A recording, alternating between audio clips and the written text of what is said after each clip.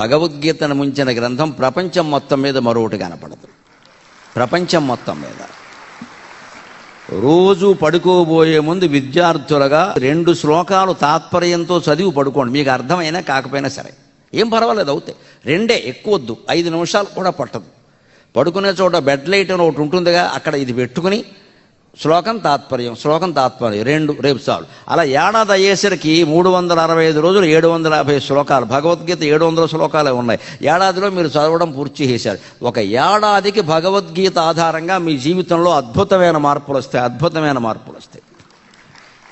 అది చాలా గొప్ప గ్రంథం. గైడెన్స్, మార్గదర్శి అంటే అదే నిజంగానే. అక్కడ మన దేశంలో, భారతదేశంలో భగవద్గీత గొప్ప మార్గదర్శి. ఇవాళ అందుకే G20 దేశాల సమావేశాల దగ్గర కూడా